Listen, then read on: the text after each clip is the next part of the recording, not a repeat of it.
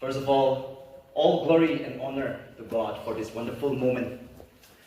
Respected Chairperson, Srimati Karen Rose, esteemed Additional Secretary to the Government of Nagaland, Sri Sintibapang Iyer, respected Father Thomas, our most esteemed leader, Sri Dr. Johnny Kadunsin Rongmai, all the officials and staffs of the NSDMA Home Department, and all the various leaders from the various faith-based organizations. Ladies and gentlemen, मेरे एक छात्र होने के बावजूद मुझे ये अवसर जो NSDMA गृह विभाग नागालैंड सरकार ने आज दिया है, इसके लिए मैं आप सबका आभार व्यक्त करता हूँ, आप सबको धन्यवाद देता हूँ, और साथ ही साथ आप सभी लोग जिन्होंने अपने कीमती समय को निकाल के आज यहाँ आ पाए, आप सबको धन्यवाद देता हूँ. Without further ado, let me speak on today's topic, my topic, which is what faith-based leaders can do for the next generation in the face of climate risk and disaster resilience.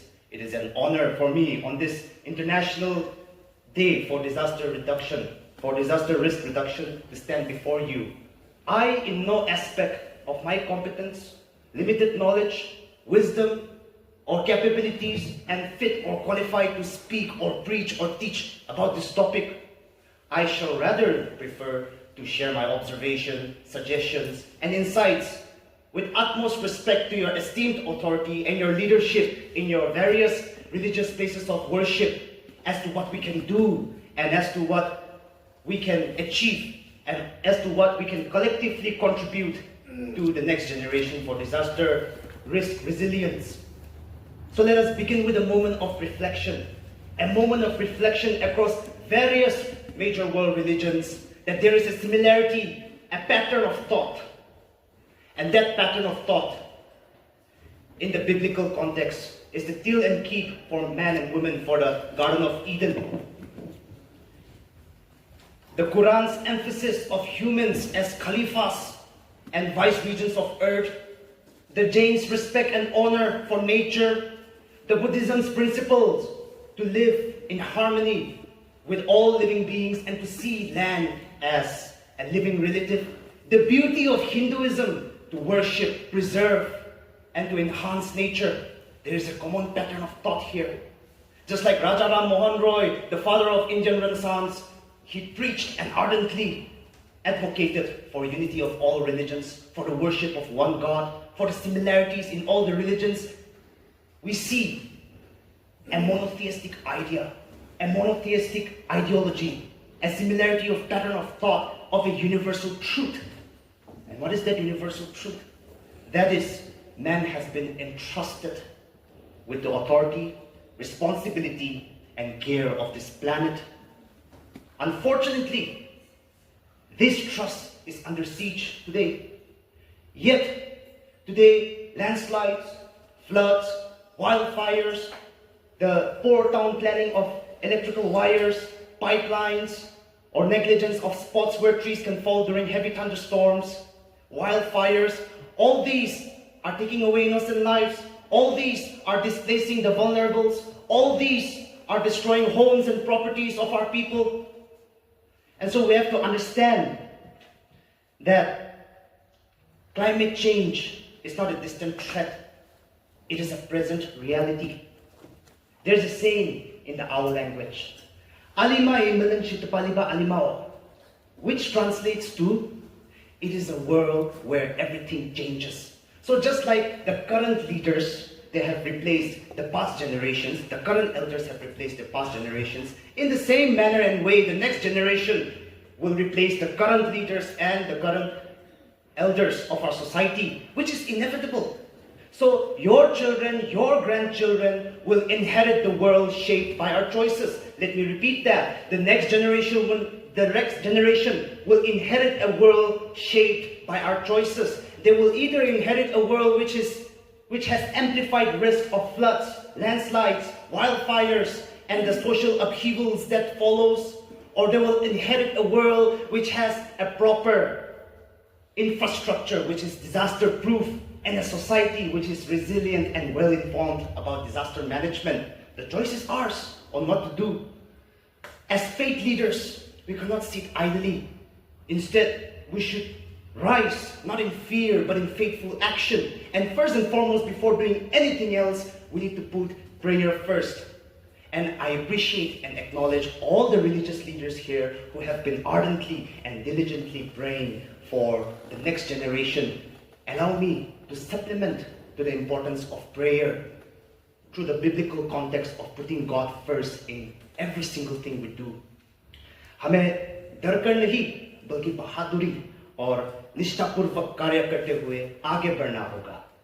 और मुझे अपने विचार और सोच को 5 बिंदुओं में आप सबके सामने प्रस्तुत करना है। I want to speak about my thoughts in 5 points in front of every one of you. The first and foremost, cleanliness.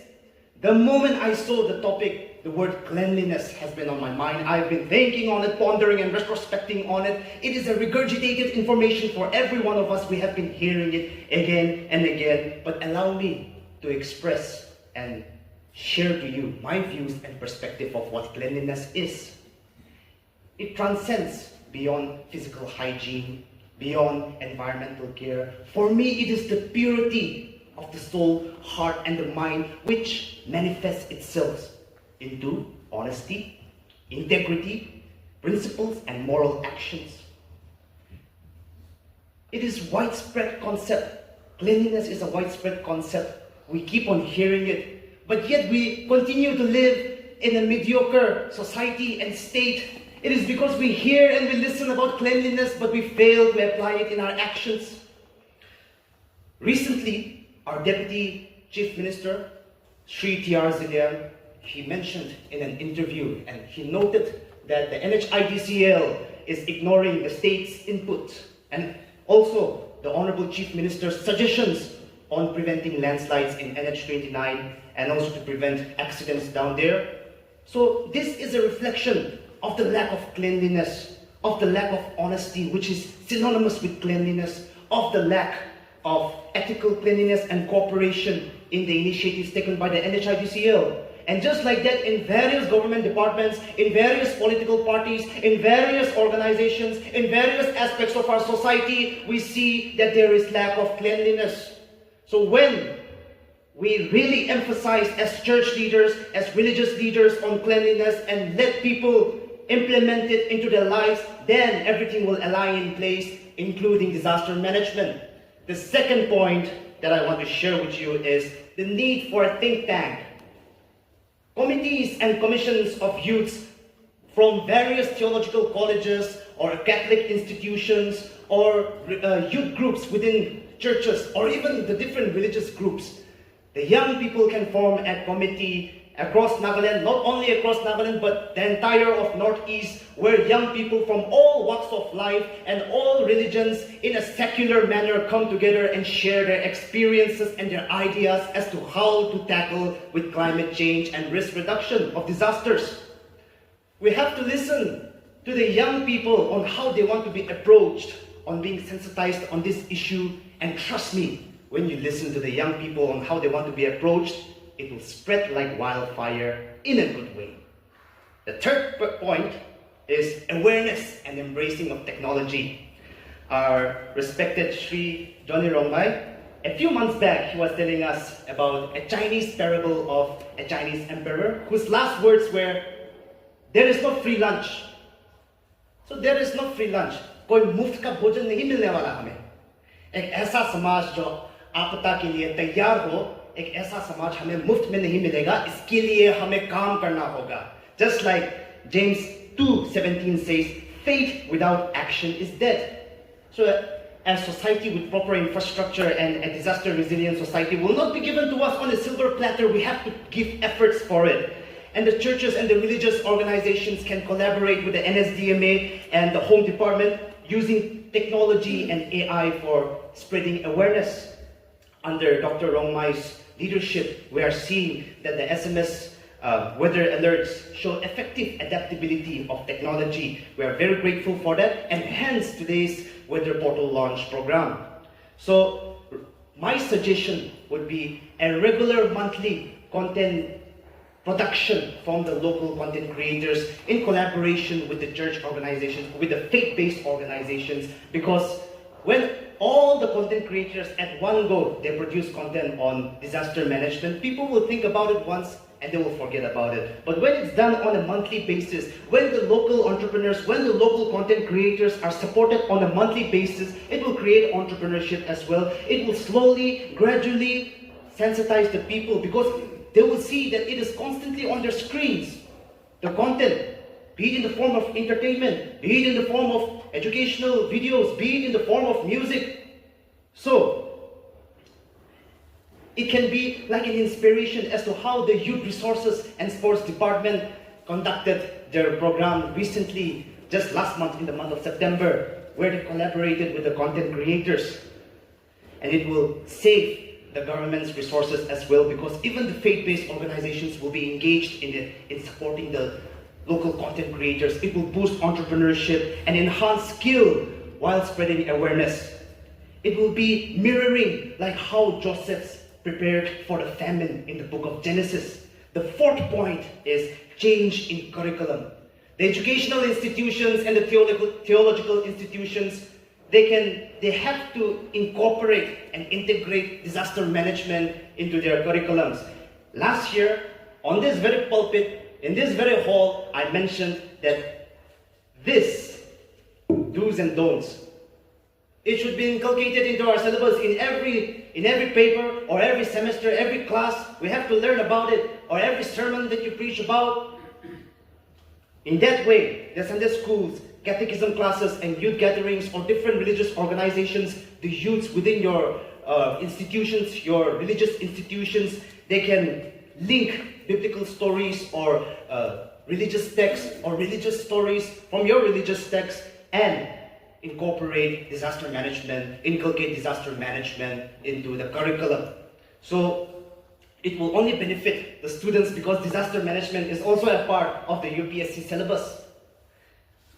In my mother's our village, Warumong, every Sunday, the students of the middle school, they come together, they gather, and they clean the village pathways and roads. Then they go and attend their Sunday school classes.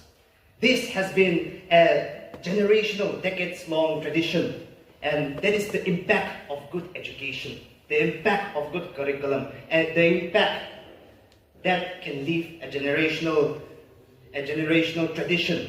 The fifth point is long-term initiatives.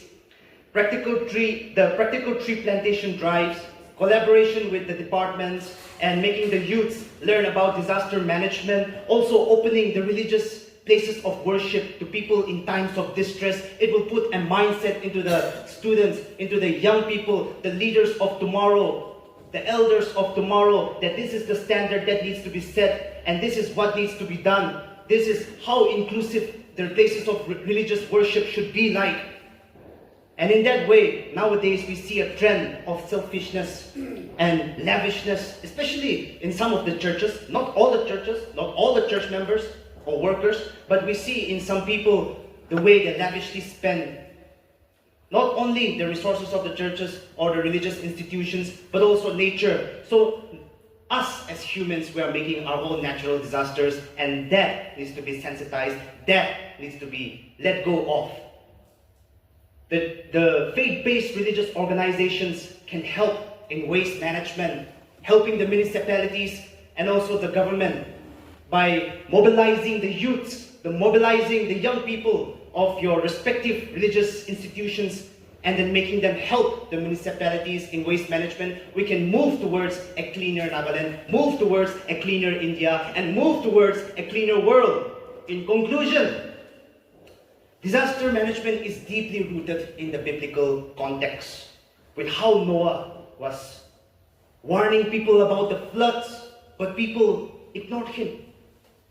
I hope and pray that the people of Nagaland will take heed to the ardent and diligent efforts of the department as well as the faith-based organizations.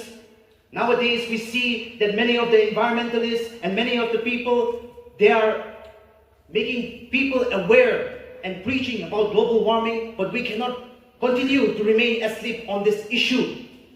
There's a saying, a very old saying in Chatasang dialect.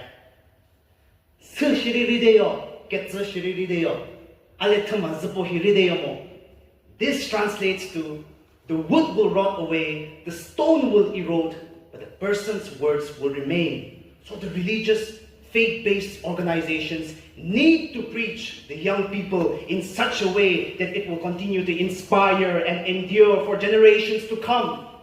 और इसी के आधार पर हम एक ऐसी समाज की स्थापना कर सकते हैं जहां पे अनेक मजबूत पीढ़ियां इस ज्ञान को आगे ले जाएंगे और आपदा तैयार समाज की नींव रखते हुए हम इसकी स्थापना कर सकते हैं.